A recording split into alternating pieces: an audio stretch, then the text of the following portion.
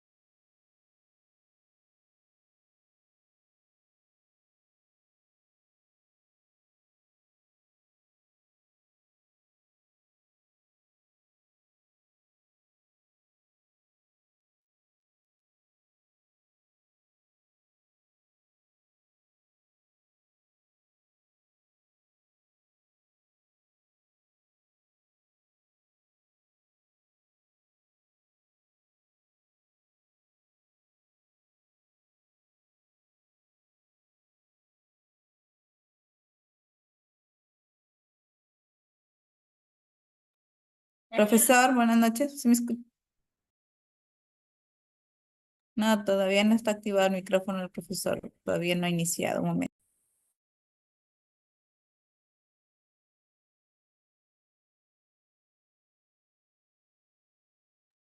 Ay, buenas noches, mil disculpas, estaba hablando, menos mal que me han avisado, estaba hablando ya un par de minutos, pensé que estaba grabando.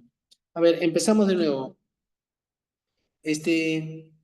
Muy rápidamente voy a repasar lo que hemos hecho en la sesión anterior. Ahora sí me están copiando, ¿no? Antes que nada, para estar doblemente seguro. Sí,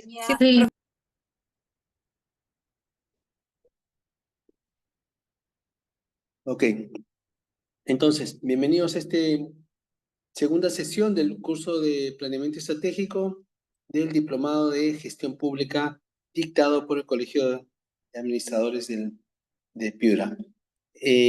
La primera clase vimos algunos conceptos fundamentales. Si ustedes se dan cuenta, esta primera diapositiva tiene más de 107 diapositivas, no vamos a verlas todas, pero sí quiero recordar los temas críticos que hemos visto acá, ¿no? Primero el concepto de valor público, o sea, todo lo que, la razón por qué existe el Estado, por qué se crean las entidades, por qué los contratan a ustedes para trabajar en el sector público, es solamente uno, contribuir a mejorar la calidad de vida de los ciudadanos.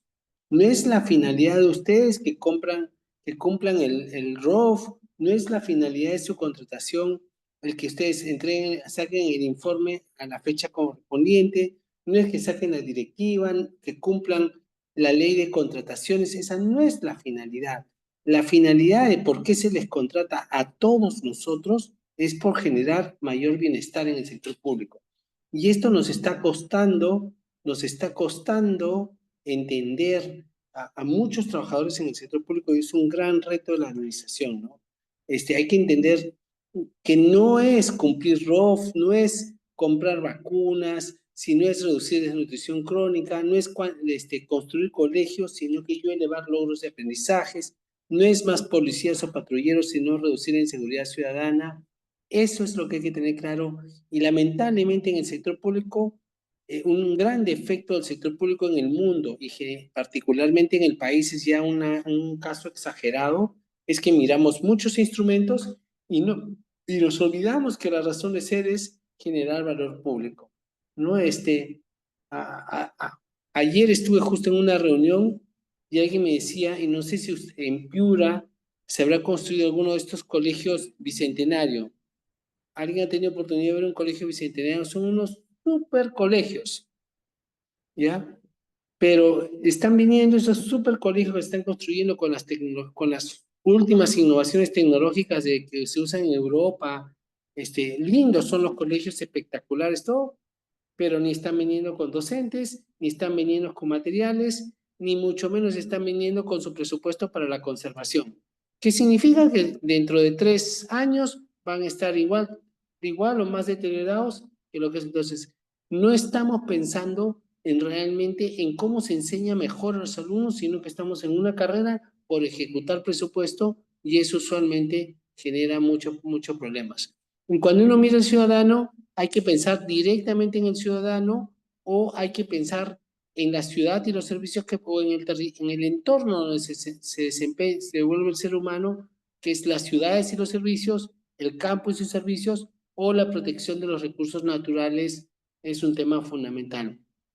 Y bueno, como el profesor es economista y conoce la importancia de la logística, la conectividad entre la ciudad y el campo, entre la ciudad y otras ciudades, entre la ciudad y otros lugares en el mundo, es un tema fundamental para cuando veamos la sesión de planeamiento territorial. Otro tema que es importantísimo, y esta es la fija del examen, así que tomen nota, es que no olviden ustedes, por favor, que los únicos tipos de bienes que puede hacer el sector público son tres, y le llamamos figurativamente por lo que representan, ¿no? Zanahorias es como que son los regalos, las transferencias que hace el sector público subsidiadas, cobrando o dándolas gratuitamente con el fin de lograr que los ciudadanos se comporten de cierta manera, ¿no? Por ejemplo, ¿yo por qué doy educación gratuita en los colegios públicos? Porque quiero que todos los niños del país sean educados, porque más educación de los niños, más competitivo va a ser el país. A la vez, yo doy garrotes, castigos, infracciones, suspensiones, cárceles y también doy sermones. No se olviden, por favor, las normas per se no generan ningún bienestar. Las normas a lo más habilitan la entrega de zanahorias, la entrega de el dar sanciones, garrotes, o el dar habilita sermones. ¿No? No confundan, aunque muchas personas digan que las normas generan bienestar, no, señores, solo son habilitadores de posibles bienestar. Más aún, el sector público peruano, como en muchos países en pobres o en desarrollo, tienen un montón de normas que no se cumplen, ¿no? Entonces, otro tema que es importantísimo es diferenciar los conceptos de gestión pública y política pública, ¿no? Gestión pública es el alcance, es la entidad, el programa, el proyecto, la unidad ejecutora, el órgano de administración, la unidad ejecutora, la unidad prestadora de servicios, un colegio, una posta de salud, un centro de atención municipal, etc. ¿Y cuál es el concepto? Es selección y uso de mecanismos y herramientas de gestión, ¿no? Para asegurar prestar un servicio público de calidad.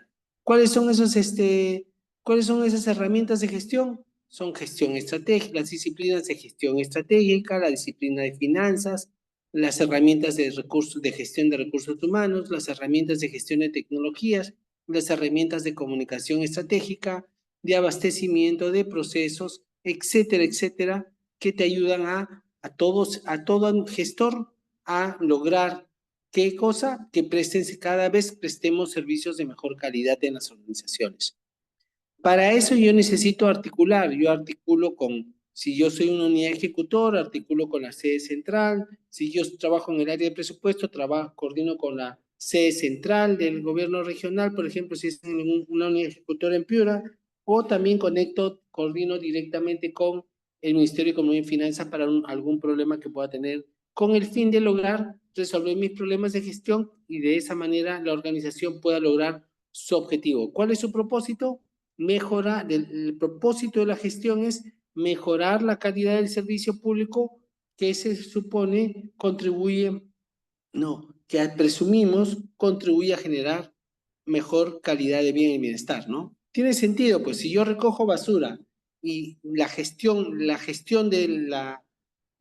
recojo de la basura mejora, significa que si antes recogía 10 toneladas, ahora debo estar recogiendo 13 toneladas. Si mejora bien mi gestión de una posta de salud y antes vacunaba solamente al 40% de los niños de mi localidad, ahora estoy vacunando al 80% de los niños, entonces la gestión está mejorando. Entonces, el propósito es mejorar la calidad de las intervenciones públicas con el fin, obviamente, de contribuir a generar valor público. La política pública es otra mirada. La política pública, el alcance es nacional, sectorial o territorial, dependiendo de qué es, ¿no? De quién se lo conduzca, está muy vinculada a la decisión de gobierno. ¿Quiénes toman decisiones de gobierno en un país? Los alcaldes en su alcance de su localidad, los gobernadores en el alcance de sus regiones y el presidente y sus ministros en los problemas nacionales, sectoriales o multisectoriales. Es así.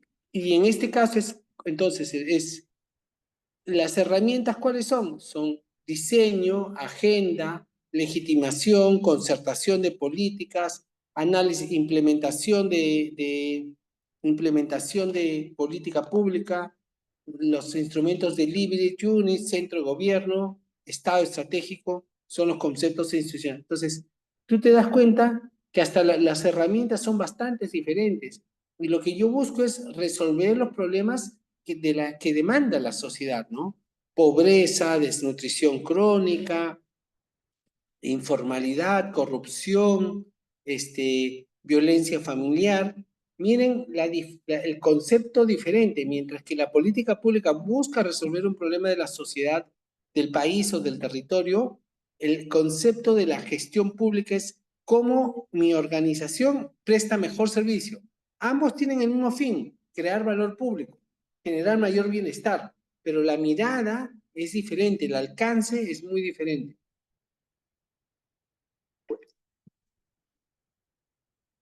Una forma de pensar esto es que yo gestiono un programa, yo gestiono un proyecto, yo gestiono una entidad pública, pero una política pública alcanza varias entidades, varios programas y alcanza inclusive hasta la ciudadanía de involucra, ¿no? Otro concepto que vimos también que es muy importante es las herramientas, ¿no? Las herramientas en la gestión son todos los sistemas, aplicaciones, los software, controles, soluciones de cálculo, metodologías que utilizan las organizaciones para poder tomar mejores decisiones, enfrentar las diversidades y lograr los objetivos propuestos. Acá entra desde usar un Excel, no sé si es un aplicativo, a implementar la ISO 9001 en tu gestión o, ¿cómo se llama? Hacer mi plan estratégico institucional o mi mapa de procesos. Todas esas son herramientas. O hacer mi plan de desarrollo de personas, lo que manejan recursos humanos y así sucesivamente. O hacer una encuesta de evaluación de la satisfacción de los trabajadores en la entidad. Todas son herramientas de gestión. Existen infinidad de herramientas para hacer mejor planeamiento, para hacer mejor gestión financiera, para hacer gestión presupuestal, para hacer gestión de abastecimiento, gestión de recursos humanos. Hay una cantidad y siguen aumentando y siguen cambiando y mejorándose en el tiempo. ¿Qué es lo que te da a entender? Que no hay herramienta perfecta. Tanto cambio que ¿no? El reto de ustedes como futuros gestores de organizaciones públicas o los que ya trabajan en la gestión pública es que tenemos que tener una mirada más crítica de las herramientas. No hay que aceptarlas porque vienen una directiva, porque vienen una guía. Siempre hay que mirar con una mirada de, oye, ¿esto para qué me sirve? ¿No? Y si estoy en la obligación de hacerlo, entre comillas, lo hago para cumplir el procedimiento, pero no me guío de esto para que sea la herramienta de gestión. Lamentablemente, como los que diseñamos las herramientas de gestión pública, nos hemos olvidado de que gestionamos para crear valor público, realmente las herramientas se están convirtiendo, las herramientas de gestión normativas, que como son los sistemas administrativos, en vez de estar ayudando a contribuir a resolver los problemas, muchas veces están generando problemas para la administración pública.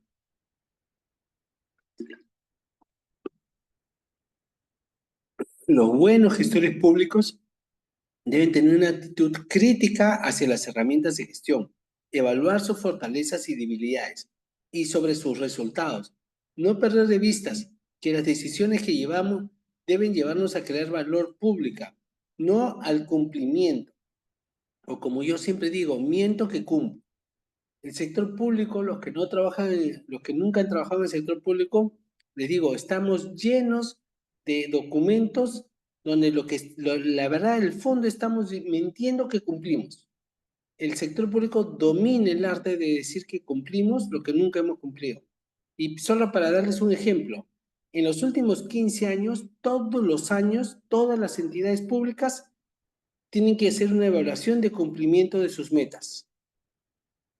¿Es así o no es así los que trabajan en el sector público?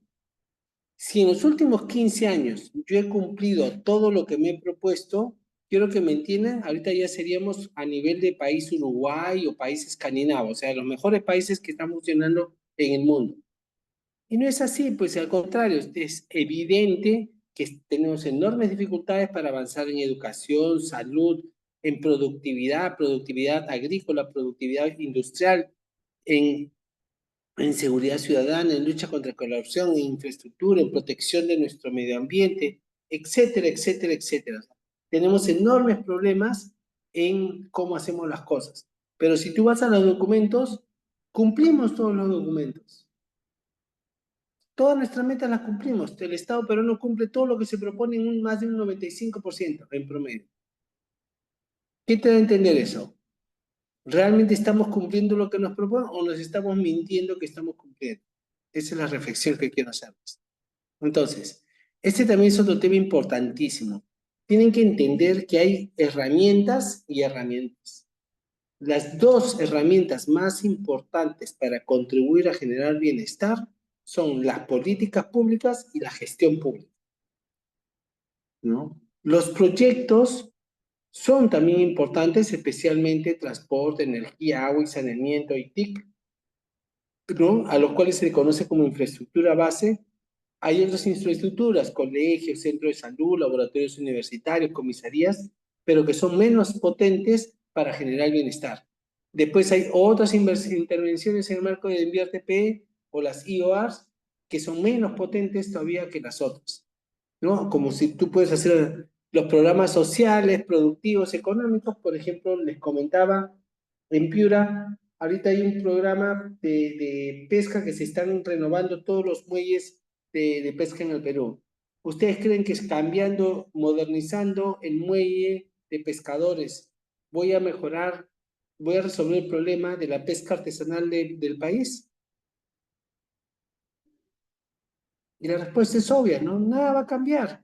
Entonces, más allá de que pueda ser tengan un lindo muelle y esto, pero no tenemos claro cómo se va a mantener, quién lo va a cuidar, etcétera, etcétera, y mucho menos cómo va a contribuir a mejorar la productividad y los cambios de hábitos de vida de la pesca artesanal para que esa población vinculada a la pesca artesanal tenga mejor calidad de vida.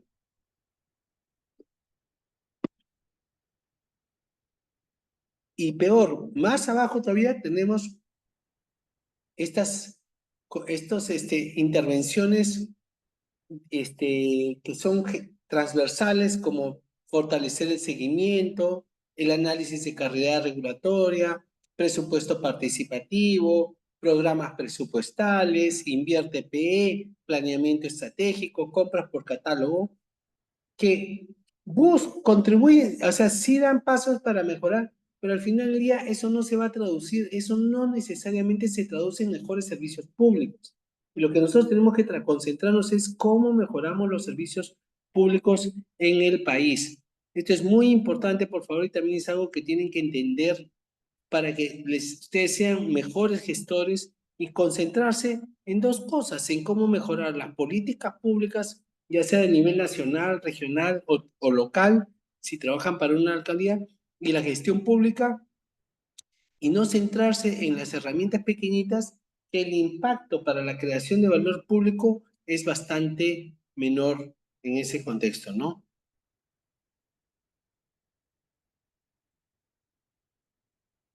Otro tema que nos quedamos viendo en esto era el tema de complejo, ¿no? Nosotros tenemos que tener claro que los problemas públicos no son de naturaleza ni causal, sino que son multiactor, multifactor, con territorios diversos y como consecuencia de ello, y donde está el ser humano como el centro, como un actor que tiene sus características psicosociales con actores que tienen intereses en conflicto. Entonces, no podemos ver los problemas como que son una causa única. Si estamos viendo los problemas como una causa única, pues vamos a estar con bastante grado de certidumbre equivocados. Los problemas son complejos y multidimensionales. Y cuando aprendemos a ver los problemas multidimensionalmente, en ese momento vamos a poder solucionar mejor los problemas, ¿no? Cuando tú miras, el ejemplo típico es inseguridad ciudadana, por ejemplo, ¿no? Inseguridad ciudadana, inseguridad ciudadana, tú tienes que ver, si ustedes se ponen a pensar la inseguridad ciudadana en Piura, ¿solamente ustedes creen que con policía se va a resolver el problema?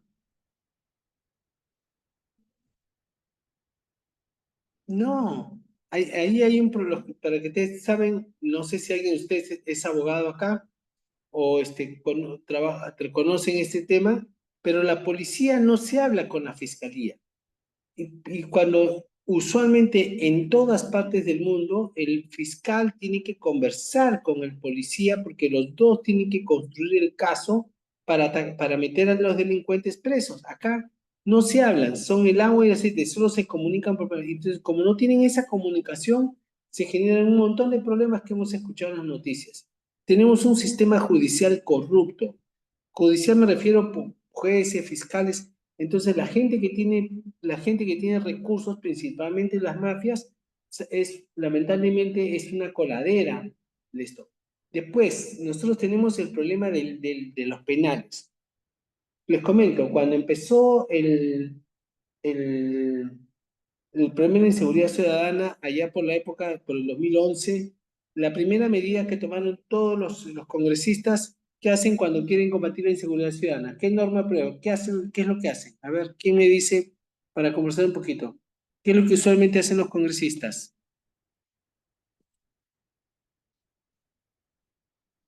¿Qué hacen usualmente los congresistas? Escriben si no quieren hablar, porque yo veo que son medios tímidos.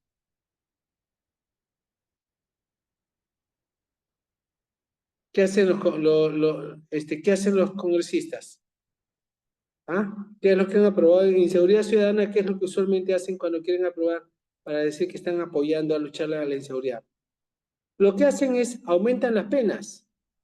Entonces, si antes habían 30.000 presos en el año 2010, 11 que empezaron a aprobar, el 2011, hacia mediados del gobierno de Toledo, que es ¿no?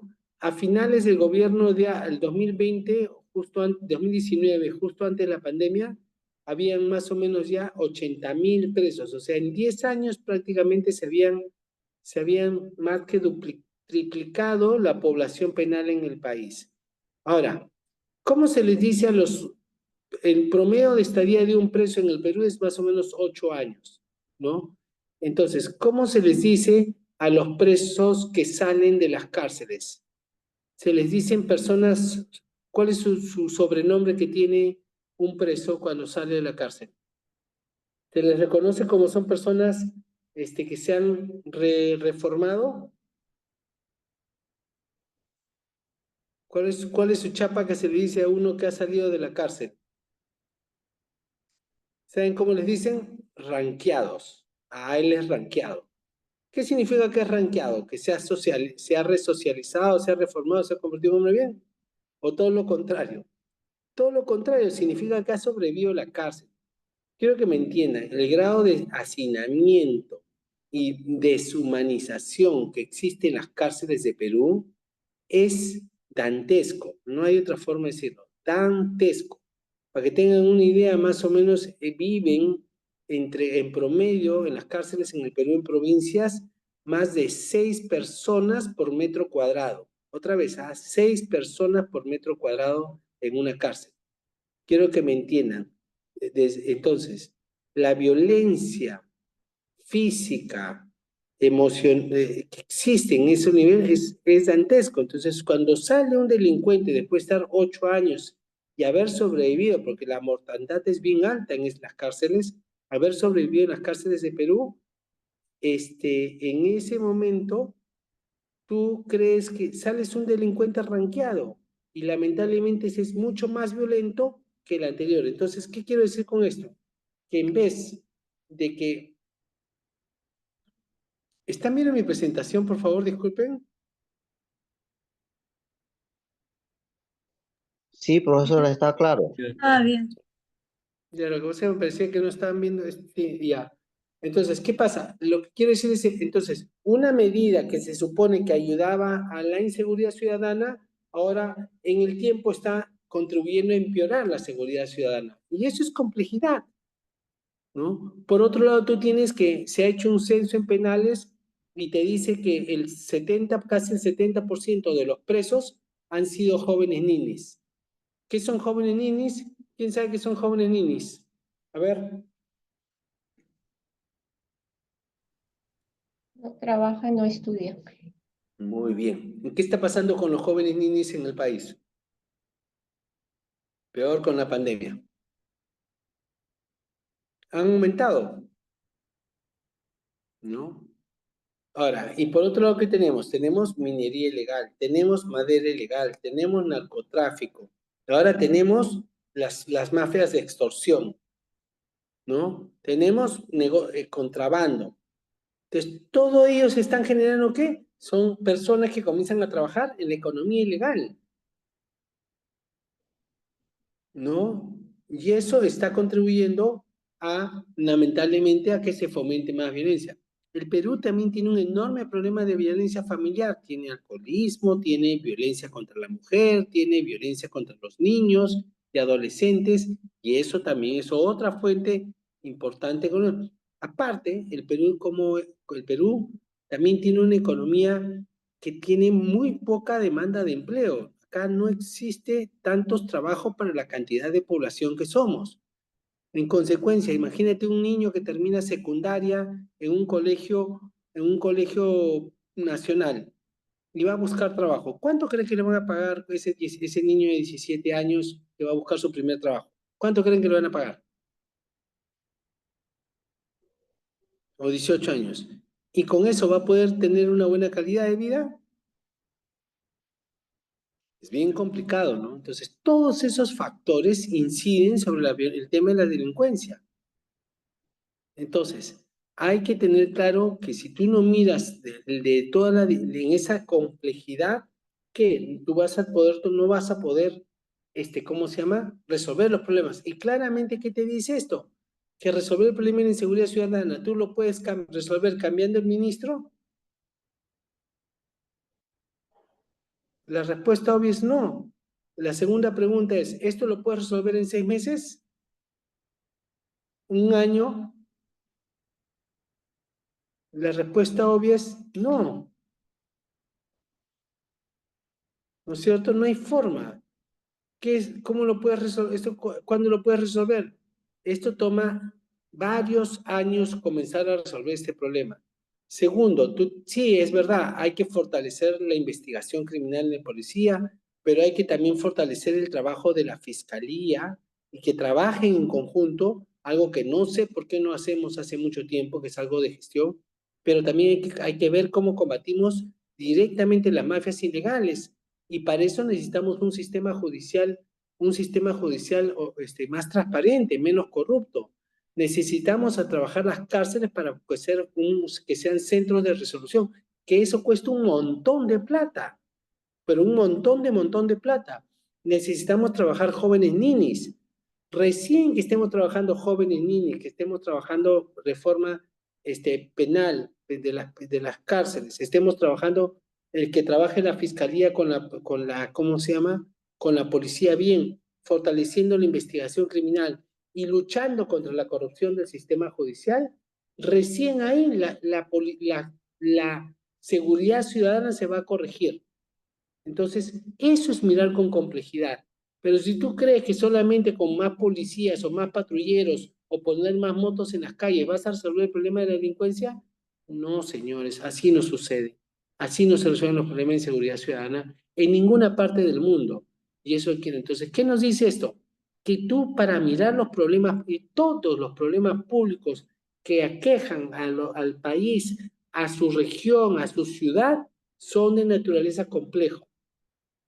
Todos, todos. Entonces, eso es lo que hay que tener claro. Entonces, este es el tema clave que hay que entender para incorporar. Cuando tú miras con una visión amplia, vas a poder comprender mejor. Amplia significa multidisciplinariamente, qué dice el abogado, qué dice el economista, qué dice el sociólogo, qué dice el historiador, qué dicen las personas que trabajan en eso, los actores privados, los ciudadanos. Cuando tú miras, vas a comprender mejor la complejidad de los fenómenos, vas a poder identificar cuáles son las causas y vas a poder identificar mejor las soluciones para poder resolver los problemas complejos. Eso es lo que te ayuda una mirada sistémica de los problemas, ¿no? Y así tenemos que aprender a ver todos los problemas de Piura, todos los problemas de su región, todos los problemas del país, ¿no? La OCDE acuña un sistema, un concepto que le llama sistemas complejos perversos. Miren, él dice, todavía el sector público no solo es un sistema complejo, sino es un sistema complejo de naturaleza perversa, o sea, que como que tiene la tendencia natural es a desvirtuarse y causar perjuicio. Entonces, lo cual no significa que nos exige a todos los actores en la sociedad a ser actores activos continuamente participando para evitar que se desvíe, ¿no? Y entonces eso les comento muy rápidamente, voy a saltar acá. Entonces, ¿cuáles son las recomendaciones que yo les hago para que ustedes miren un sistema complejo? Hay que mirar el mundo multidisciplinariamente. Debe ser crítico, constructivo, adaptable. Más que tener, cuando tú tienes un mundo complejo que va cambiando, hay muchos factores, tú vas a hacer un diagnóstico de la problemática y vas a buscar implementar una solución. Pero como es complejo, donde hay volatilidad, incertidumbre, ambigüedades, probable es que tú te vas a dar, si tú tienes una mirada crítica de lo que estás haciendo, te vas a dar cuenta que que vas a necesitar corregir rumbo, ¿no? Y cuando tú te conviertes crítico, crítico en el sentido crítico constructivo, te adaptas, en ese momento estás corrigiendo rumbo, significa que estás aprendiendo, pero a la vez avanzando, ¿no? Entonces, ese enfoque adaptativo de aprendizaje es natural cuando tú estás trabajando sobre sistemas complejos, ¿no? Hay que tener claro también que no puedes ir contra la corriente. ¿Qué significa eso? Que cuando tú te das, que como hay muchos actores en juego y uno de los actores es tus jefes, ¿no? Hay que tener claro que tú no puedes ir contra la corriente. Un ejemplo típico que es muy común en los gobiernos, en los gobiernos provinciales y distritales es que, por ejemplo, muchas veces los alcaldes son elegidos con el apoyo y financiamiento de los comerciantes del mercado central. Entonces, ¿qué pasa? Cuando llega el alcalde gana la elección de su provincia, ellos van a votar por sacar a los comerciantes del centro de Lima para mandarlo, lo que recomienda las buenas prácticas de ordenamiento territorial a las afueras de la ciudad. ¿Van a hacer eso? No hay forma, pues, ¿no? El ejemplo típico es Castañeda del Ocio. Castañeda del Ocio es lo más impresionante de la naturaleza compleja del mundo de la política, es que en su primer gobierno Castañeda del Ocio fue el que construyó el Metropolitano. No sé si ustedes ubican, los que han estado en Lima, este famoso BRT que va por estos buses que van por el Sanjón, Sí. ¿ya? Ya. Pero de ahí se acuerdan que perdió la elección y después volvió a los 8 años, volvió a ser elegido alcalde, ¿no es cierto? Pero esta segunda vez fue elegido con el apoyo de los transportistas informales y tradicionales. Entonces, ¿qué hizo? Esta segunda vez hizo prácticamente casi destruye y lleva a la quiebra a todo el transporte público, al moderno. Casi lo dejó en la quiebra. Entonces, miren cómo de una elección a otro cambió. Hay que tener claro, así es la política, así es el mundo de la gestión pública y tenemos que tener claro, es así, ¿no? Entonces, el ejemplo típico es la corrupción, cómo está detrás del famoso tema esto Odebrecht es otro ejemplo típico de cómo tratan de ocultar las cosas a veces en el sector en el mundo de lo público. Un ratito que...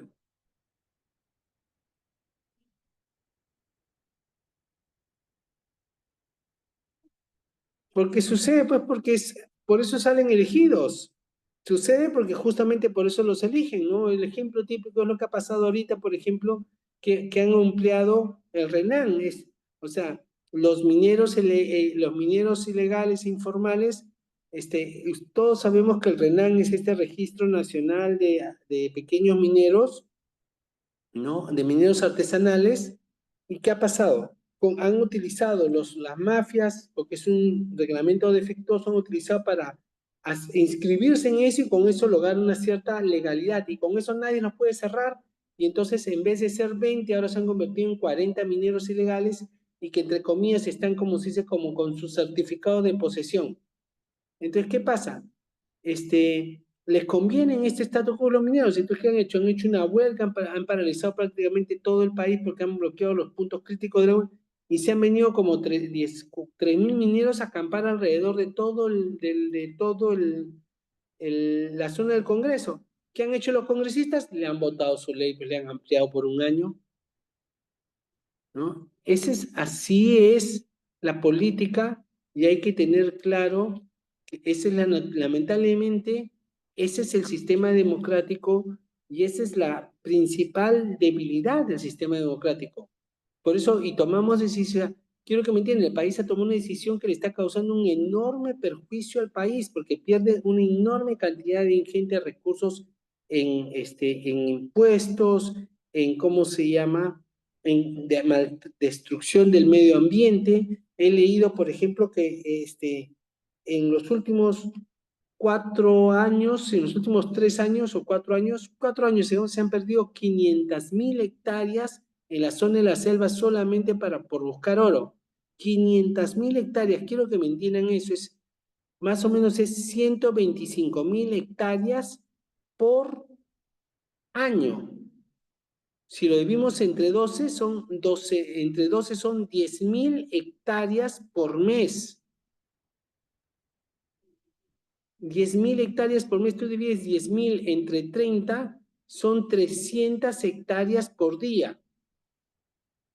Si tú divides 300 hectáreas entre 24, porque ahí sí ya no me da la matemática tanto, pero que 300 hectáreas, todo el mundo sabe lo que es una hectárea. Imagínense, todos los días en el Perú se están destruyendo 300 hectáreas de bosques solamente por la minería ilegal. Por día. Entonces, es una locura lo que está pasando con el Estado peruano, lamentablemente, en estos temas. Por hora sería 324. Estamos hablando 12 hectáreas por hora. 2 hectáreas por hora se están destruyendo en el Estado peruano. Entonces, esa es una realidad. Entonces, tienen mucho poder económico y el Estado peruano ahorita tiene un enorme problema con la corrupción, sobre todo con las economías ilegales. Yo no le llamo la corrupción, sino con las economías ilegales. Es el tema más complicado que estamos enfrentando como país en este momento, ¿no? Entonces, ese es el tema que hay que tener bastante presente, ¿no? Entonces, ¿no? También hay que tener claro que tú solito contra el mundo no vas a poder resolver el problema. Lo que te dice complejidad es que tú tienes que tener aliados. O sea, tú solito contra el mundo funciona en las películas. En la película existe el héroe que cambia y revoluciona todo un país, una sociedad, una organización. En el mundo real, tú tienes que gestar el movimiento buscando aliados arriba y abajo y lograr el cambio, ¿no? Yo siempre digo, en la película el héroe solito vence, cambia todo el sistema. En la vida real, Juana de Arco, que es un ejemplo típico de un actor solita que hizo un cambio sustancial, terminó quemada en la hoguera por sus propios ciudadanos franceses. Entonces, eso hay que tenerlo muy claro y esa es la naturaleza del mundo complejo, ¿no? Entonces, recuerda, nada es seguro. En los sistemas complejos abunda la incertidumbre. Y peor aún, ¿no? Yo bastante de acuerdo que lamentablemente los gobiernos contratan muchas veces a las amistades o más que nada, por ejemplo, en gobiernos regionales se ve que como no hay partidos políticos, sino son grupos de amigos, Entonces, ¿qué pasa? Cuando gana un gobernador tiene tantos compromisos que prácticamente cada 6 meses le da un puesto a un aportante para que recupere lo que ha aportado, que es de una forma como cumple sus obligaciones familiares, ¿no? Entonces, ese es el tema clave en el caso peruano. Finalmente, otro concepto que sí quiero hacer énfasis en esta clase, por favor, es el tema de la cadena de valor público, ¿no? Este es otro concepto que es fundamental en el país. ¿Y qué se entiende la cadena de valor público? La cadena de valor público es un modelo que busca explicar cómo el Estado contribuye a generar bienestar. O sea, es un modelo, como ustedes saben, es una abstracción de la realidad. Y es un modelo de una función de producción. Los que son economistas o han estudiado un curso de economía saben, ¿no? O sea, ¿qué te dice? Es un modelo bien simple.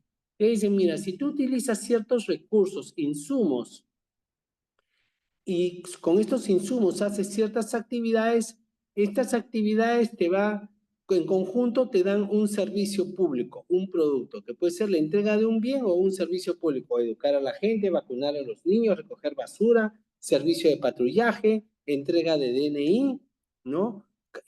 Clases en las universidades, y como consecuencia de eso tú tienes un resultados directos y más o menos directos como consecuencia, ¿no? Niño vacunado, alumno que termina tercer grado de primaria, has recogido 8 toneladas de basuras al día, has entregado 400 licencias municipales de funcionamiento, etc. Y la idea es la idea es que estos resultados, como consecuencia de estos productos, articulado con otros productos que dan otros resultados, debe contribuir un impacto, ¿no? Ejemplo, vamos a suponer, yo les digo que agarro y tengo acá vacunas, tengo jeringas, tengo acá enfermeras.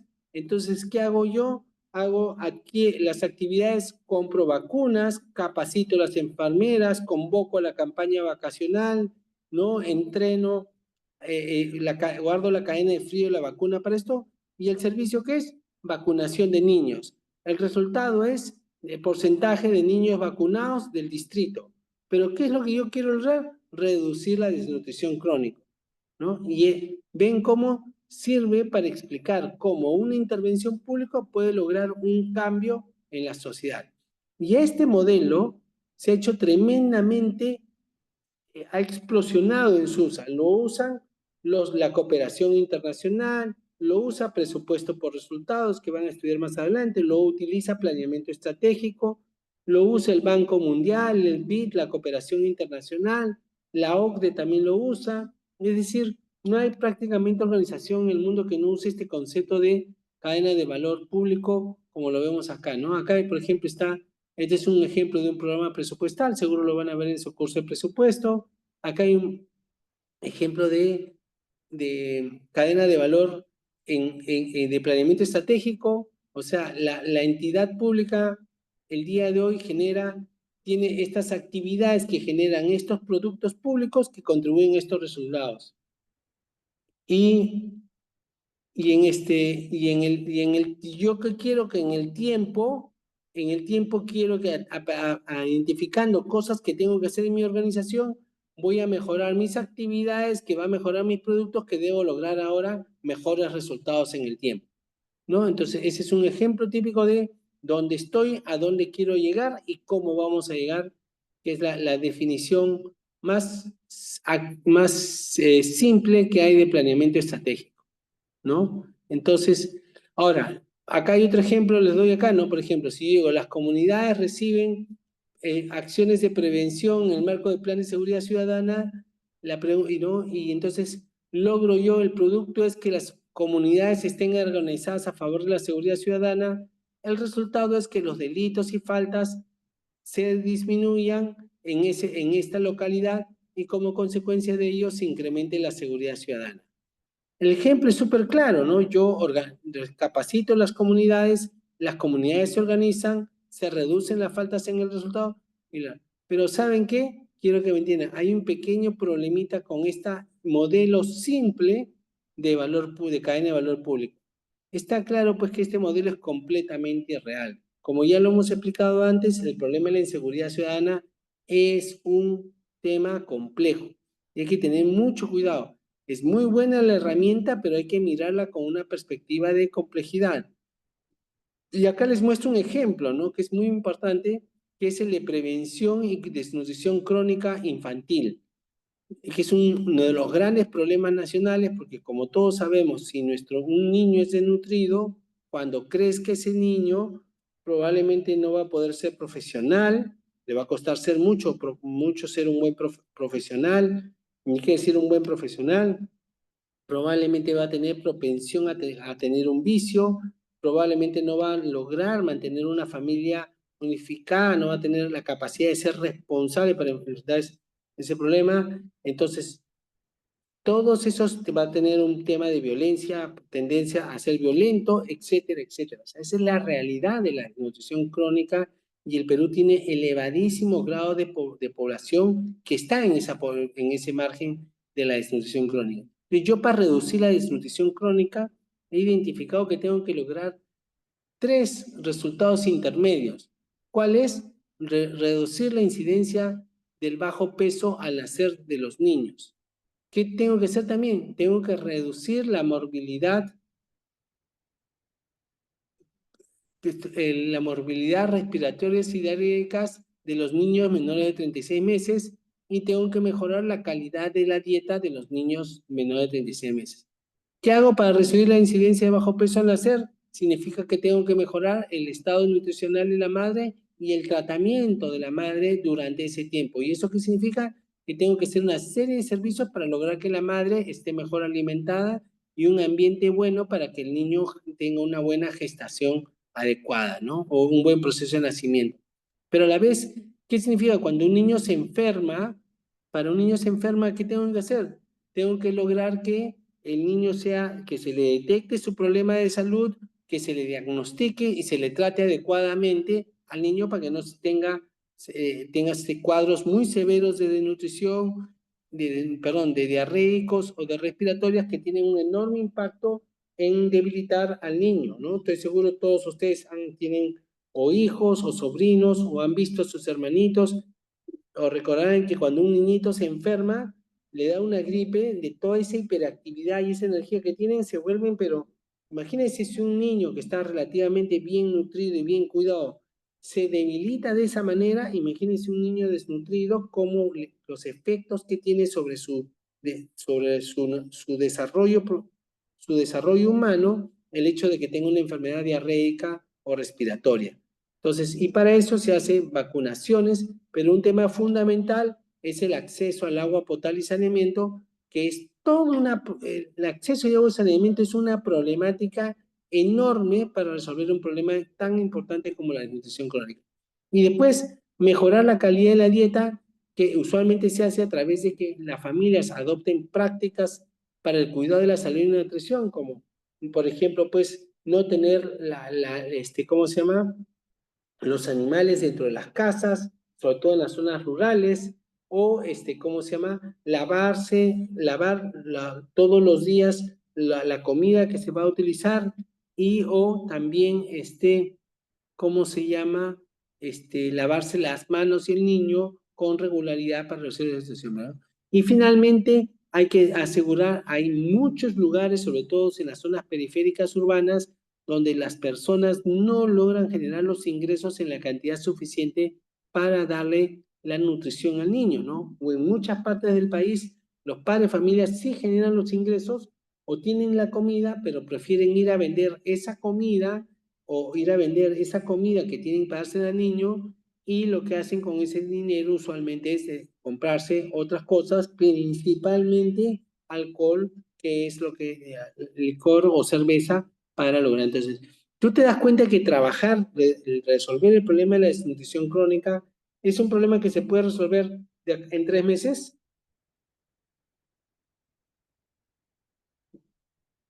¿No? Definitivamente no puede ser. Segundo, mire, para prestar todos los productos que preste el Estado, se requiere como 5 ministerios y los 3 niveles de gobierno. Entonces, la pregunta que yo les hago es, ¿quién puede articular el MINSA, el MIDES, el MINEDU, el Ministerio de Viviendas el Ministerio de Vivienda, ¿qué más falta por acá? La PCM, los gobiernos regionales y los gobiernos locales, para combatir la desnutrición crónica. ¿Quién creen que puede articular todo esto?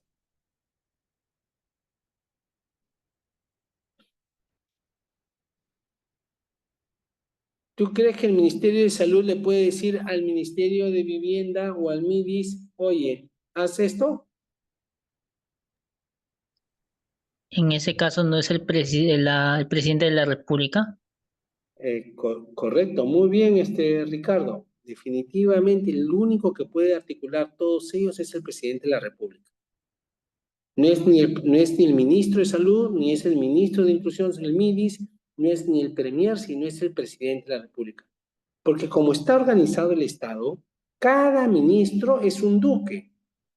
Tiene autonomía presupuestal, tiene autonomía administrativa. Entonces, cuando sale del Consejo de Ministros y se va a su ministerio, él ata y desata. Y los ministros no se pueden controlar entre ellos mismos. El único que es el jefe de ellos, que es el presidente de la República. Y lo que quiero darte a entender, y muy bien, ahora la pregunta, ¿es fácil articular todos estos actores? ¿O le va a requerir un esfuerzo notable al presidente?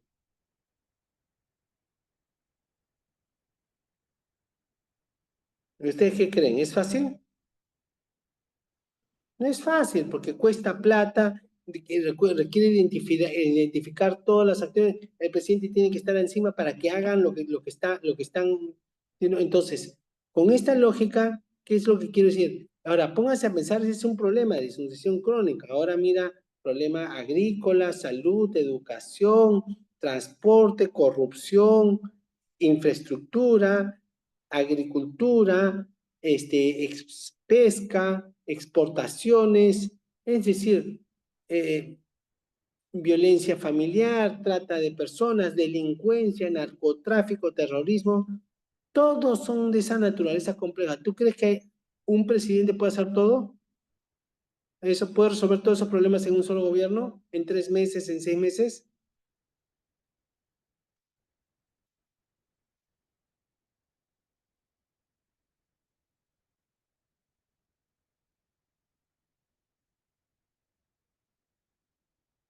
¿Ah? ¿Ustedes qué dicen? No, es complicado, ¿no? Entonces, quiero que me entiendan que cuando uno comienza a estudiar la gestión pública, y pues esto tiene que ver mucho, si yo tengo tantos problemas por hacer y está claro que no puedo hacer todos a la vez, ¿cuál es la estrategia, cuál es el principio fundamental para poder comenzar ¿cómo se llama?, a resolver los problemas?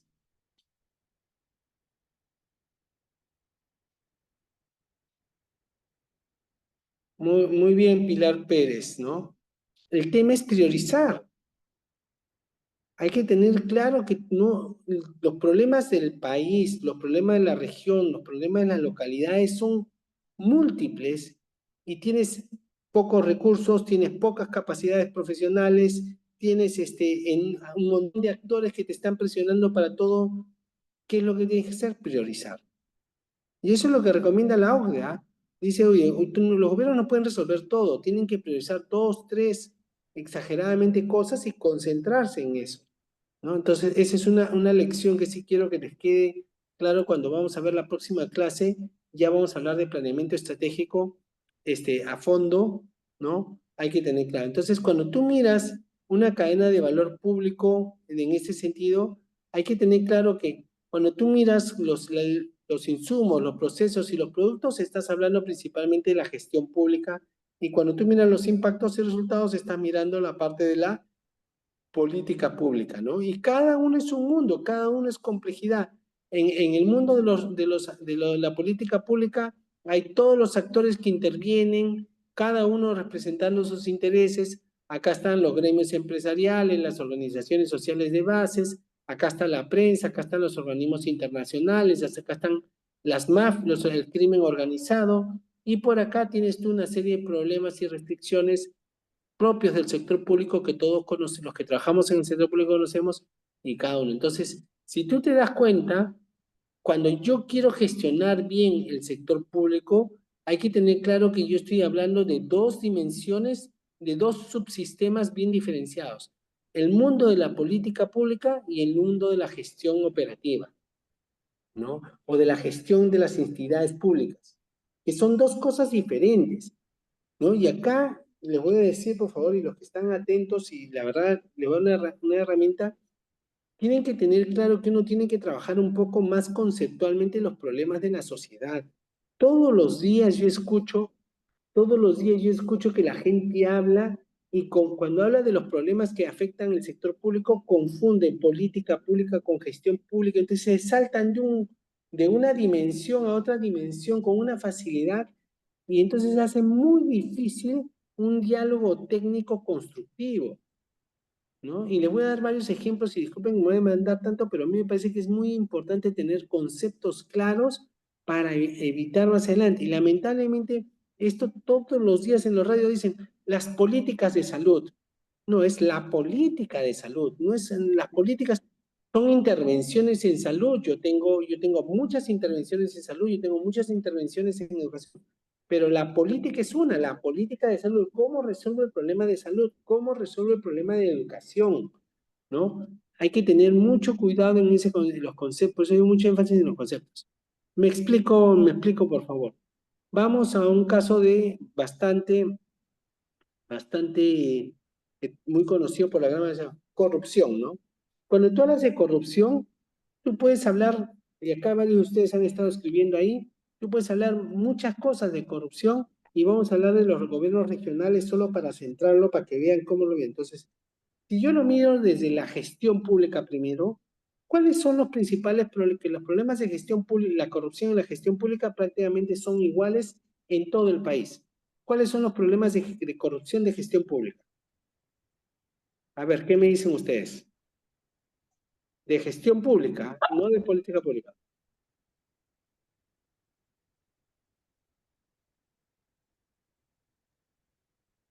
Porque son tres nomás ahí. ¿Cuáles son? A ver. Primero, por favor, participen. Voluntarios, por favor, vamos. A ver, ¿cuáles son los problemas de corrupción en la gestión pública? El tema del gasto público, Pero ¿cómo, pues? ¿Cómo se gasta mal la plata en corrupción? ¿Cómo es corrupción en la gestión pública? A ver, ¿cómo hace? Pues gastando es todo es gasto, el sector público todo es gasta. hace mal el presupuesto, ¿no? Realizan lo que son, Pero esto no es mal, no es corrupción, no hay, no hay corrupción ahí. A ver, Shirley, o sea, Doctor, disculpe, mala ¿podría gestión. ser la malversación de fondos? ¿Cómo hago malversación de fondos en el sector, en la gestión pública? Aterricemos mal. Cuando el presupuesto está orientado para un objetivo, ¿no? Para unas actividades y se utiliza para otras. No, porque puede ser que yo, vamos a suponer que quiero gastar, ¿qué te digo? No sé, en salud, en gastar en educación, pero por haber razones no puedo gastar y ahora lo gasto en salud, no necesariamente es corrupción. Esas son para mí decisiones de gestión. ¿Dónde se da la Inclusive corrupción? cuando vienen, y aprovecho el momento, ¿no? Inclusive cuando vienen, por ejemplo, para dengue, ¿no? Y que se utilice para la contratación de locadores de otra área. claro. Doctor, y la Por eso, para mí, usurpación de ahí cargos, por eso, Doctor, ahí ¿podría hablar ya, ¿por qué? especulado? Escúcheme. Vamos a suponer ese caso me parece espectacular. ¿Qué es lo que dónde está la corrupción ahí? Me parece espectacular. ¿Dónde está la corrupción? Mm, Doctor, ¿puede ser también en la sobrevaloración de obras, aumentando los Muy costos del bien, mercado? perfecto, es en la contratación. O sea, la corrupción es un problema. ¿Dónde es el problema número uno? Contratación pública. Con Así es. sobrevaloración de bienes o sobrevaloración de servicios y sobrevaloración de obras. Ahí está la corrupción. ¿Cuál es el otro lugar de corrupción? Ahí están tres, falta una más. Los macro problemas, ¿ah? Yo sobrevaloro bienes, sobrevaloro obras y sobrevaloro servicios. ¿Cuál es la otra? los, cuando usurpan cargos, Lo que Doctor, cuando digo, se direccionan las contrataciones. eso es sobrevaloración. Yo direcciono porque a un amigo Ya. me da mi tajada. Ya. Y ahí está todo, ahí está contrataciones. La otra que está diciendo su compañera, ¿saben cuál es? La contratación de personas. O porque contrato a mi amigo, o porque le contrato a alguien, le doy un servicio para que me dé mi papecito. Exacto. Ujú. No sé si me entienden. O empleo fantasma, pero la contratación. Ahí está. La alta rotación de funcionarios. Pero eso es, pues, regalar, eso es, para mí eso es contratación. Claro. O sea, No no sé si- contrata según Ahí, el perfil, sino simplemente por el favor. claro. Lo contrato porque es mi amigo, es corrupción. Lo contrato porque me paga mi comisión, es corrupción. No sé si me Claro. entiendes. Ahí están todos los 4 problemas de corrupción en la gestión pública, no hay más. No hay más. O puede haber otras ideas, pero creo que me entienden. Ahí está el grueso. Si yo logro controlar eso, pucha, realmente reduciría la corrupción en el sector público. Sin embargo, la Contraloría, la que te corretea porque no hiciste una firma bien, no sé si me corretea cualquier cosa menos lo que tienen que hacer. Pero miren, miren cómo hemos conceptualmente aterrizado muy bien el problema de corrupción en la gestión pública. Ahora me voy a la política pública, ¿no? ¿Cuál es el problema de la corrupción en la política pública? Es otro cantar. ¿Ahí qué sucede? ¿Ahí qué sucede? Ahí principalmente se ve eso mucho en los gobiernos, el club Odebrecht, el club de la construcción, los contratos Las ¿cómo se llama? contrataciones. Los contratos de petróleo, los contratos de minas, ¿no?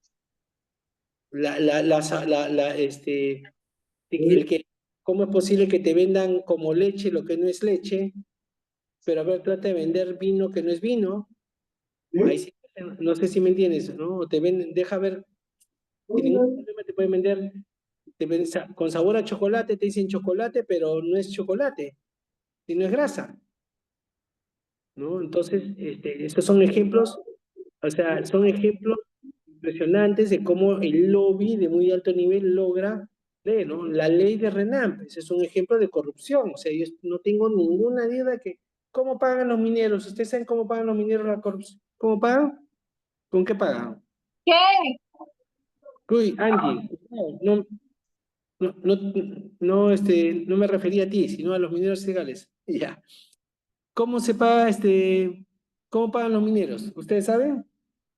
¿Alguien alguna vez ha trabajado con mineros? ¿Cómo pagan? Créanme, pagan con pepitas. Pagan con pepitas. ¿No? Esa es la corrupción de la política pública. Y lo hacen los mineros ilegales, lo hacen las grandes empresas mineras cuando hacen los contratos de concesión de las petroleras. O sea que créanme que una frasecita, un decimal, son miles de millones de dólares, cientos de millones de dólares que se ahorran. ¿No? Los peajes, esas APPs, es un ejemplo típico. Y ustedes, por ejemplo, tienen una guía de evitamiento en Piura, ¿no? Sin peaje, de que en el IMS pagué, te descuenten, mientras que nosotros nos cobran 4 o 6 soles cada vez que pasamos por ahí. Se llevan en camionada la plata. Su refinería, una refinería nueva cuesta 2.000 millones de dólares, estamos pagando 7.000 millones de dólares en la refinería de Talara. Eso es corrupción, eso es lobby. Esa es la corrupción de la política pública, donde las altas autoridades de gobierno se coluden con empresarios, gremios, organizaciones criminales y le sacan la vuelta al Estado. Ahí están, no hay más. Esa es la corrupción. ¿Han escuchado ustedes a alguien diagnosticar así el problema de corrupción?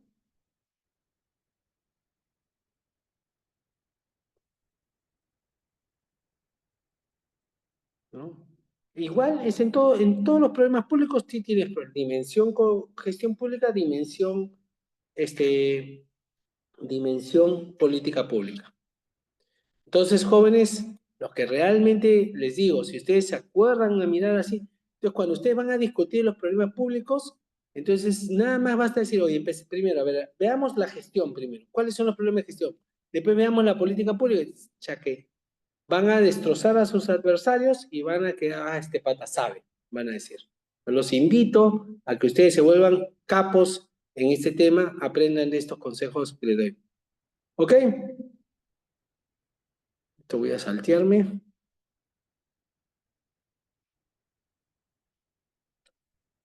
No, ya está, mejor voy a acabar rápido. Entonces, la cadena de valor público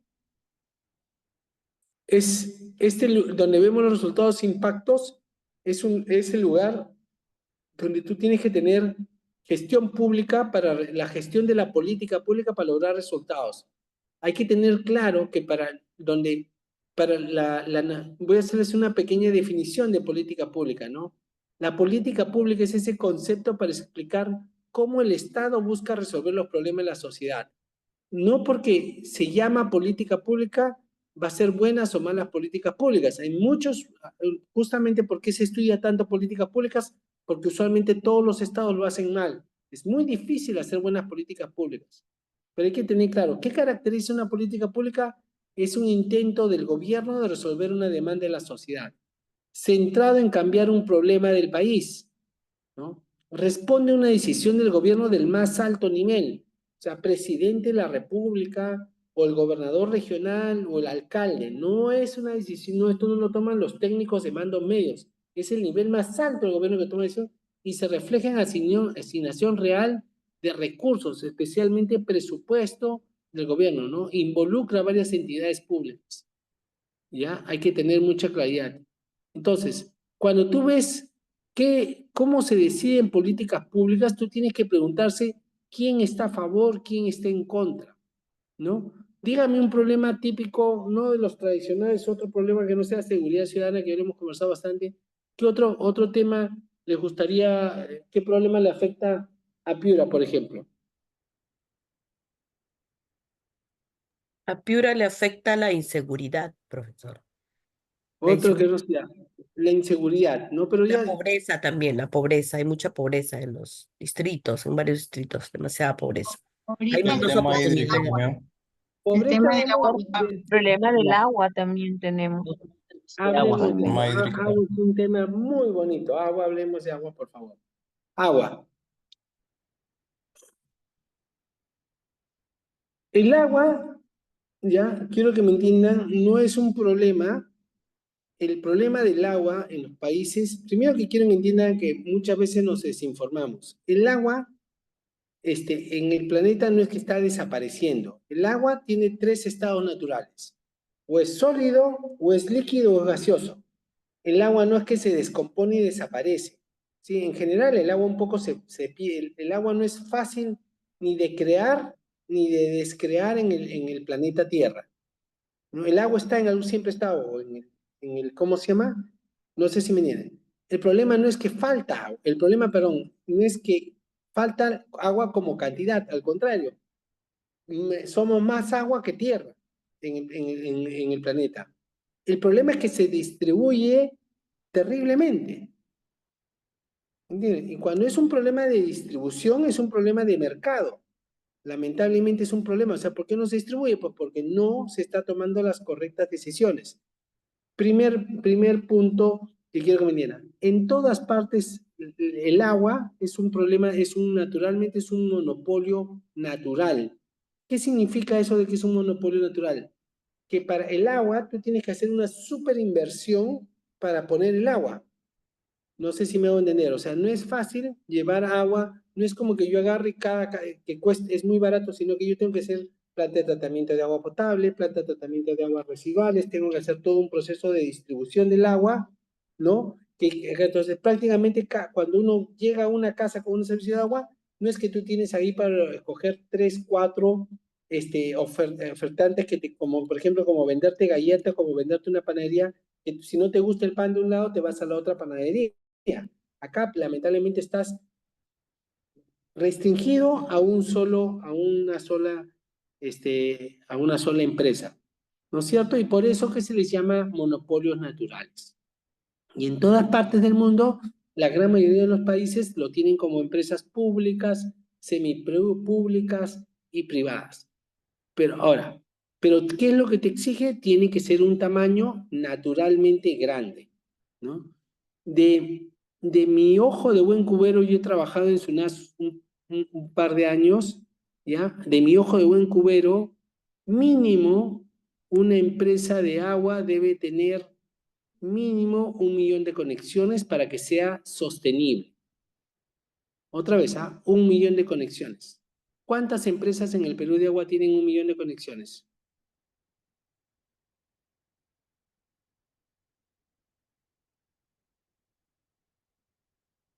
¿Saben cuántas? Una, Sedapal. Todas las más son mini empresitas, súper pequeñas. Entonces, ¿qué pasa? Pierden plata. Todas las empresas pierden plata. ¿No? Entonces, acá viene un tema. ¿Cómo hacemos para hacer rentables estas empresas? Y quiero que me entiendan, ¿ah?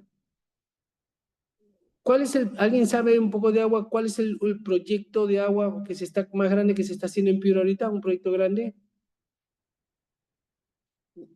¿Algún proyecto de agua que se esté construyendo en Piura grande? El PIJAP. No, el PIJAP ese es de agua para irrigación, de agua para casas. No sé si ya se terminó el proyecto de Noroeste Castilla, me acuerdo, pues más de 10 años tendrá.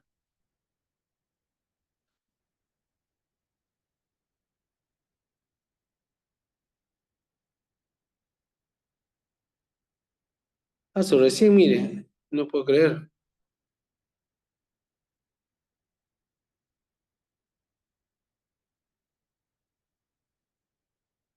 No sé cuánto será, pero más o menos, miren, el proyecto Noroeste Castillo, si mal no recuerdo, más o menos beneficiaba a 20.000 personas y se han gastado más o menos 80 millones de soles. ¿Pueden dividir 80 millones de soles entre 20.000 personas?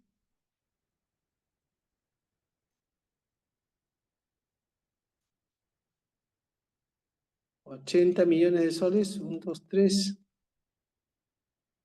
entre 20. Más o menos son 5.000 familias, ¿ya? Porque voy a dividirlo por familia, pues mejor, porque tenga más sentido. 5.000 familias, 80 millones de soles.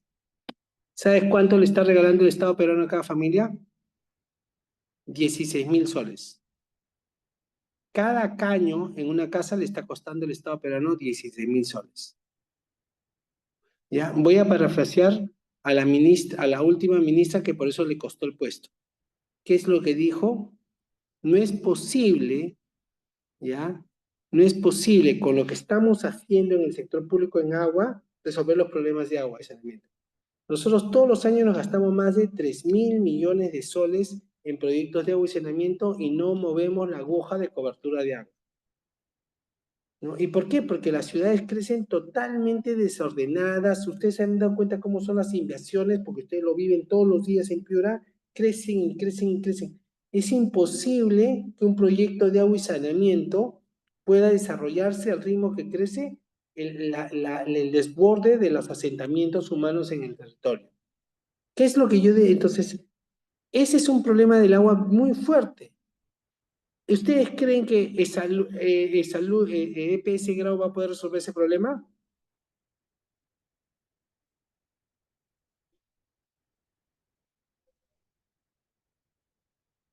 No. No hay forma, pues. Eso es un problema nacional que involucra muchos actores.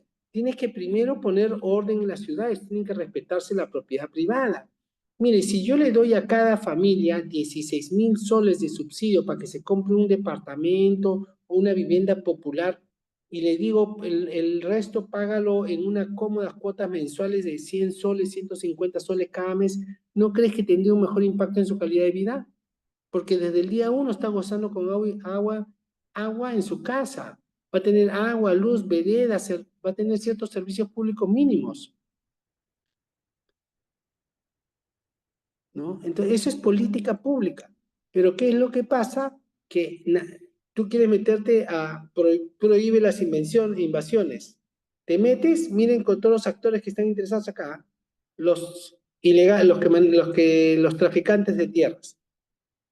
los que invierten en las propiedades, en esto, ustedes se dan cuenta porque por todo el Piura hay las que venden los lotes, ¿no es cierto? Ese negocio, en ninguna parte del mundo funciona ese negocio de bienes raíces. Así no se hace, ese no es el desarrollo inmobiliario. En todas partes del mundo, desde los países desarrollados, capitalistas, la propiedad que no se utiliza es del Estado. Porque si yo quiero tener por un año en las afueras de la ciudad, quiero tener 5 hectáreas y no lo uso como agricultura, el Estado me lleva en impuestos, entonces, ¿qué hace? Devuelve la propiedad. No sé si ustedes ven, había a veces programas en Estados Unidos de cómo las casas las rematan así a precio porque las han abandonado los dueños. ¿Han visto esos programas de que es arreglar las casas en una semana? Creo que han visto ustedes en un mes, tienen que arreglar la casa para venderlas. ¿Han visto esos programas? Ya. ¿Saben por qué sucede eso? Sucede eso porque el impuesto es tan caro que uno no puede tener una casa sin utilizar. Entonces el Estado se las quita. ¿Y qué? ¿Por qué? ¿Por qué hace eso el Estado? Porque el Estado se apropia de ese excedente. Entonces acá no sucede eso. Entonces tú te metes, mires, con los traficantes ilegales, con las grandes inmobiliarias, y si tú ves las grandes inmobiliarias, son las grandes empresas del Perú, ¿no? Te metes después, lamentablemente, con la cultura general peruana de que yo soy posesionario, pues, ¿no? Entonces, hay un montón de factores y te metes con el mismo Ministerio de Vivienda que lamentablemente la cultura es creer a gastar en proyectos de agua y saneamiento. ¿Por qué? Porque todos sabemos que detrás también hay muchos intereses. Entonces, si uno no analiza los actores que están detrás, te va a ser muy difícil hacer buenas definiciones de políticas públicas. Entonces, siempre hay que preguntarse quiénes están a favor, quiénes están en contra, qué está en juego. Un ejemplo típico es, vamos a suponer, Sullana. ¿Cuál es el caos en Sullana? ¿Qué es de caótico en Sullana? Probablemente es una de las ciudades que tiene más caos en un problema urbano terrible en Sullana. ¿Cuál es? Bueno, aparte de la inseguridad ciudadana. ¿Cuál es Los el otro? desagües. Bueno, aparte del sistema de agua y saneamiento. Transporte urbano. Quería llegar a los famosos mototaxis, ¿no? Es una ciudad que porcentualmente creo que más mototaxis tiene que cualquier otra ciudad en el país, ¿ya? Entonces, ellos son una fuerza política o no son una fuerza política. ¿Ustedes creen que se puede elegir un alcalde sin el apoyo de los mototaxistas? No, en sí no. No, no necesita. Ya, entonces entonces miren, ¿se dan cuenta qué medios para negociar cuenta? ¿Quién es tu jefe? ¿Qué opina tu jefe? ¿Qué tan fuertes son? ¿Los puedes debilitar? Son preguntas claves que se tienen que hacer para resolver los problemas de política pública, ¿no? Y eso hay que tenerlo con mucha claridad. Entonces, más importante que la formulación de la política es la interacción con los actores para explicar qué es lo que sucede en el país en los problemas sociales, ¿no? Entonces, lo que estoy diciendo, por favor, porque sí quiero que ustedes y yo miro sus comentarios, es que tenemos que abandonar esa mirada de que es un solo factor, sino que hay múltiples factores, pero un tema clave es el análisis de actores, quién gana, como se dice, quién pierde en este contexto. Y para lograr un resultado, reducir desnutrición crónica, mejorar el ordenamiento en las ciudades, reducir la inseguridad ciudadana, incrementar los aprendizajes, hay que tener claro que yo requiero varias organizaciones actuando más o menos coordinadamente para lograr resolver el problema, ¿no? No hay forma de resolver un problema público de una sola entidad pueda lograr un impacto, sino que requiere de muchos actores, de varios actores articulados para que resuelvan estos problemas, ¿no? Y de la misma manera la gestión pública. Cuando yo miro la gestión pública, hay que tener claro que no hay que confundir sistemas administrativos con buena gestión.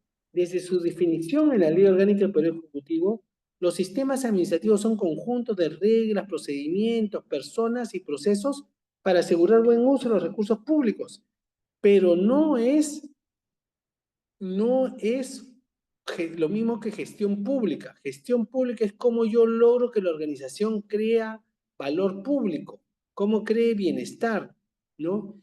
Y cuando uno mira la gestión pública tiene que verlo como un estudio de las ciencias de la administración. Yo gestiono estratégicamente, yo uso recursos, yo uso recursos económicos, yo adquiero bienes y servicios, yo hago recursos humanos, yo uso tecnologías, yo uso gestión por resultados, procesos. Esa es la forma como yo uso las diferentes disciplinas de la gestión para lograr qué cosa, que la organización preste mejor valor público. Los sistemas administrativos sí tengo que cumplirlos, pero no es la razón. Yo cumpliendo sistemas administrativos no logro generar bienestar.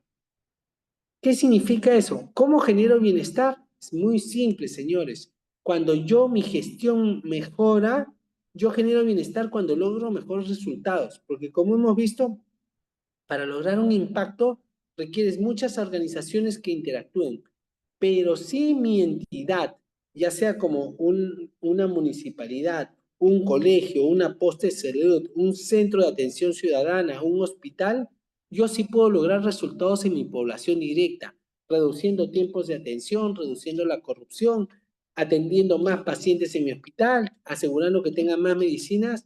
En ese momento yo puedo contribuir a lograr mejores resultados.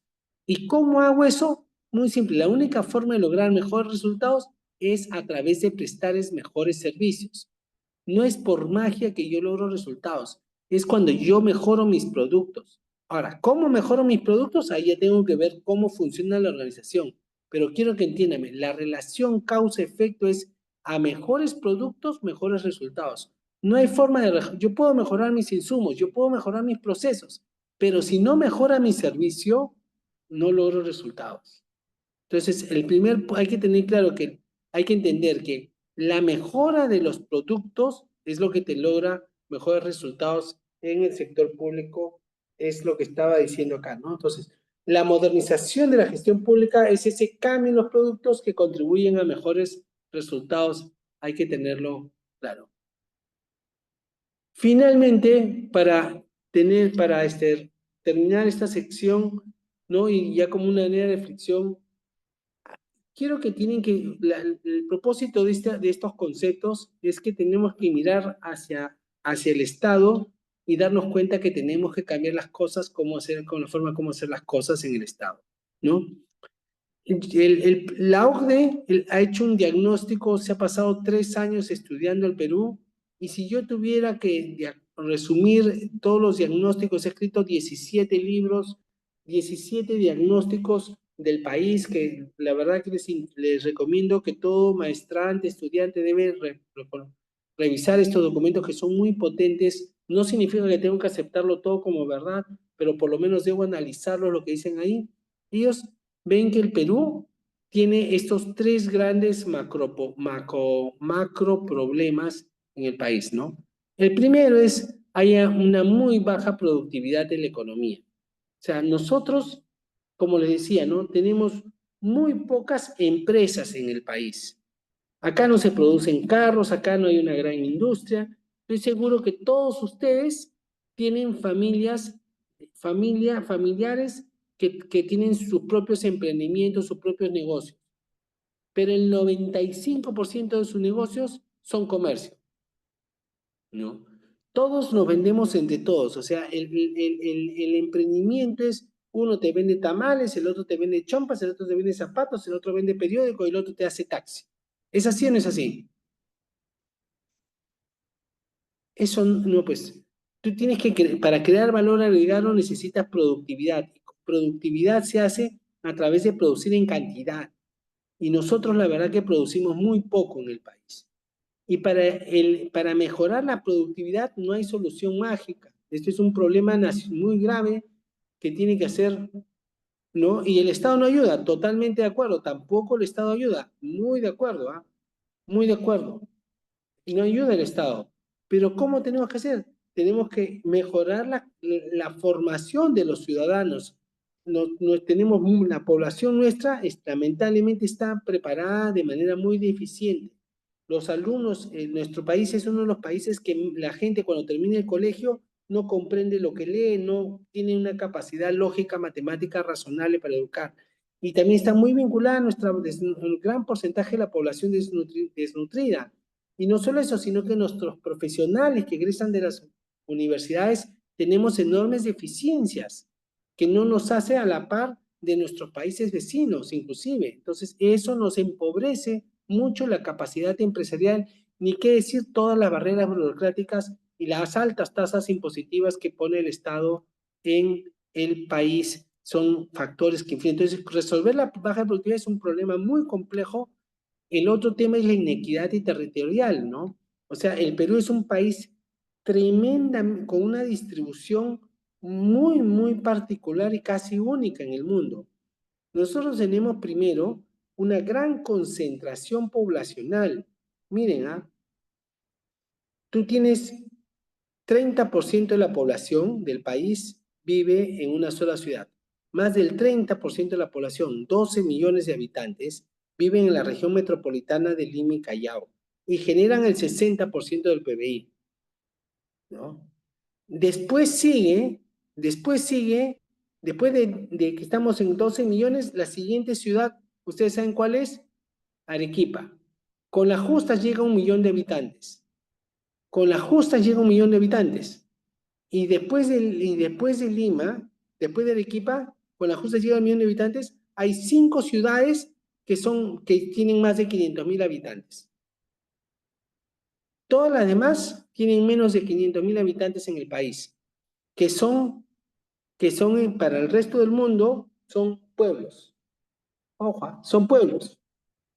En el caso de Arequipa, la segunda ciudad es Arequipa, y después de Arequipa sigue, si mal no recuerdo, Camaná. ¿Saben cuántos habitantes tiene Camaná? 80.000.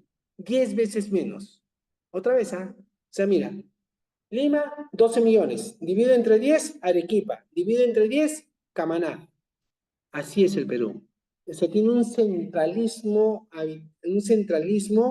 brutal, y de ahí se va a ciudades muy pequeñitas, y cuando tú te vas a la realidad, ¿sabes cuántos centros poblados de menos de 100 habitantes, de 1.000 habitantes tenemos? Centros poblados de menos de 1.000 habitantes, 90.000.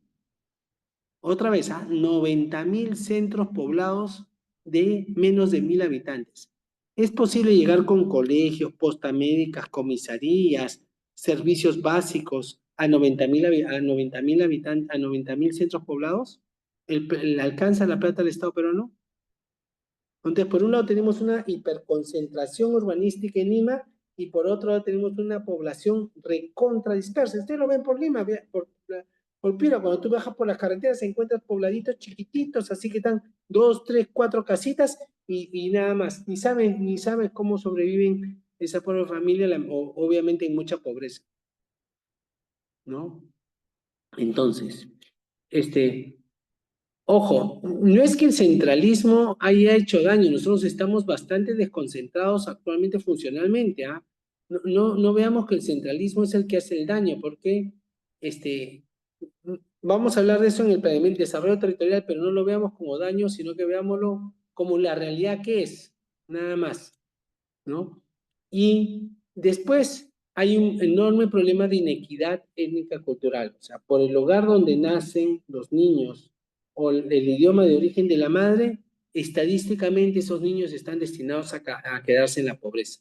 No hay movilidad social, ¿no? Y finalmente la OCDE concluye: si bien el Estado ha logrado resultados importantes en las últimas décadas, a la fecha el Estado no está contribuyendo a resolver los problemas del país, ¿no? Entonces está claro cuáles son. Entonces, ¿qué es lo que está diciendo? Oye, el Estado no está funcionando, y esto no lo dice, nos lo dice la OCDE, nos lo dice el Banco Mundial, nos lo dice el BID. Entonces, cuando te dice que no estás funcionando, ¿qué es lo que nos pone nosotros como reto? ¿Qué nos pone como retos? Más aún, y nosotros acabamos de experimentar hemos experimentado un fenómeno global que ha sido el COVID. El COVID nos ha golpeado a todos los países por igual, a Perú, Chile y Colombia.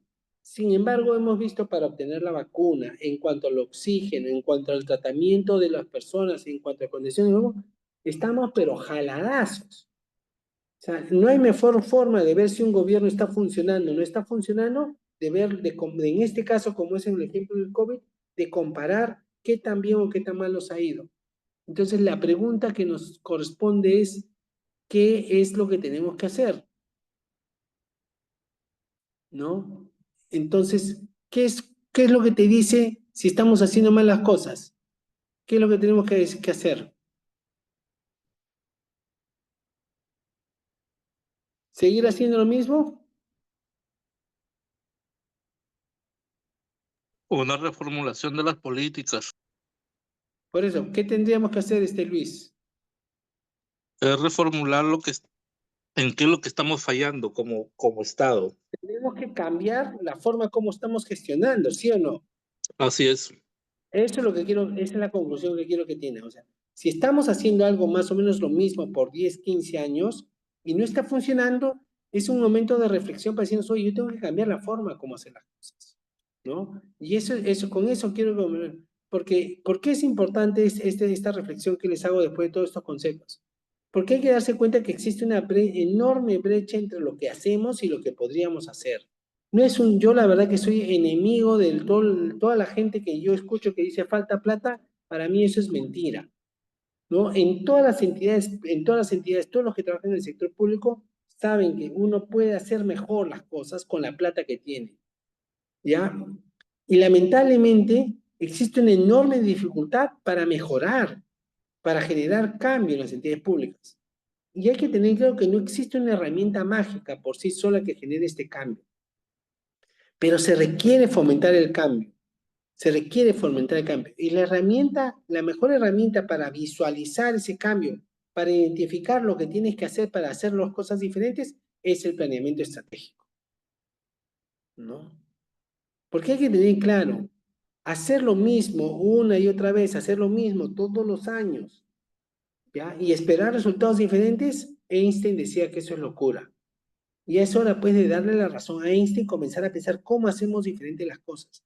Si tú te das cuenta, los que trabajan acá en el sector público, por el tiempo que estén trabajando, se sigue haciendo lo mismo y peor, seguimos poniéndolo más norma, más reglamento, más directivo, más lineamiento, nadie cambia, sino mantenemos lo mismo, pero generamos más documentos para hacer lo mismo. Eso no puede ser. Tenemos que salirnos de la caja. Y el que te permite salirte de la caja es el planeamiento estratégico, claro, sustentado con estadística, con información, por supuesto. Tiene que ser así. Entonces, con toda esta introducción de gestión pública es con la finalidad de tener claros los conceptos y tener claro que necesitamos cambiar las formas para hacer las cosas, para resolver los problemas del país. Y la principal herramienta para visualizar cómo cambiar las cosas es a través del planeamiento estratégico. Muy bien, jóvenes, espero que esta clase les haya gustado. Ha estado por lo menos ahora han estado mucho más participativos. Los invito a la siguiente clase donde vamos a hablar del concepto de planeamiento planeamiento estratégico, obviamente centrado en el sector público y la gran diferencia que hay entre hacer estrategia en el sector privado y estrategia en el sector público. Nos vemos la próxima clase. Gracias. Hasta luego. Muchas gracias, profesor. Hasta luego, docente. Hasta luego. Pero Muchas gracias, profesor. Hasta luego. muchas gracias, hasta luego.